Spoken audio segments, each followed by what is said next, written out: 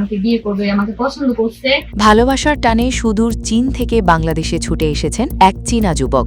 শুধু প্রিয় মানুষটিকে জীবনসঙ্গী হিসেবে পাওয়ার আশায় তিনি ইসলাম ধর্ম গ্রহণের আগ্রহ প্রকাশ করেছেন।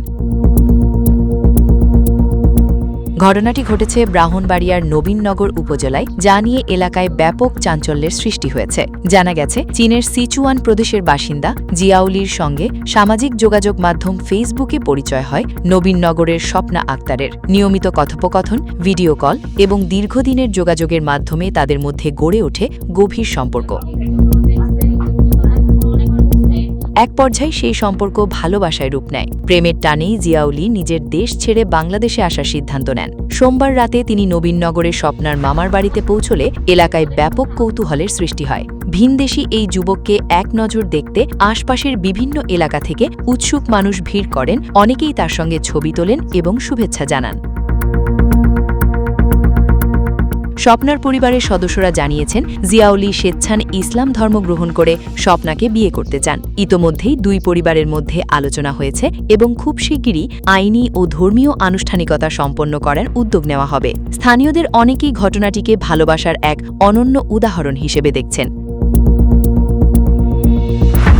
তবে বিশেষজ্ঞরা মনে করেন, অনলাইন সম্পর্কের ক্ষেত্রে পারস্পরিক পরিচয় ও নিরাপত্তার বিষয়গুলো নিশ্চিত করা অত্যন্ত গুরুত্বপূর্ণ।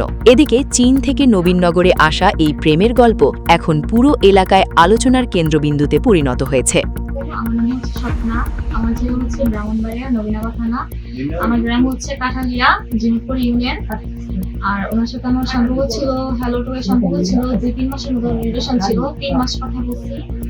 তো কথা বলার পর ওনার সাথে এমনিতে ফ্রেন্ডের মতো কথা বলছি। কথা বলার পর তো উনি আমাকে ভিডিও কল দেখছে। তো ভিডিও কল দেখার পর অনেকবার বলছে আমাকে পছন্দ করছে। তখন ভিডিও কল দেখছে, তখন আমাকে পছন্দ করছে। তো বলতেছে যে তোমার দেশে আমি আসবো, তো বিয়ে করার কথা বলতেছে। পরে আমি বললাম যে আমার বাসার পরিস্থিতি ভালো না, বাসায় সমস্যা হইতেছে, একের পর এক সমস্যা হইতেছে। পরে একদিন ওকে শেয়ার করছি, পরে শেয়ার করার পর বলতেছে যে ঠিক আছে, তোমার যখন বাসায় ম্যানেজ করতে পারো তখনই আমি আসবো। তো উনি আসছে, 5 দিন হয়ে গেছে আসছে।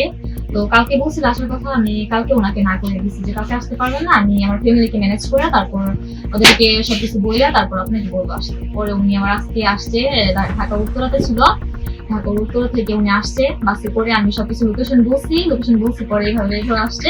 তো আসার পর আমি নবীনগর থানা, নবীনগর চক্কর এখান থেকে যাইয়া পরে ওনাকে রিসিভ করছি। আমি আমার আন্টি গেছি, পরে ওনাকে আনলাম। পরে বলছে যে উনি আমাকে বিয়ে করবে, আমাকে পছন্দ করছে। পরে বলতেছে সমস্যা নাই, তোমাকে আমার যদি তোমার যদি ফ্যামিলির সমস্যা হয় যে এখানে নিতে, তাহলে আমি না হলে তোমাকে এখানে নিয়ে থাকবো, সমস্যা নাই, ফ্যামিলি বিষয় নিয়ে এখানে থাকবে। তো এই আমার কথা হয়।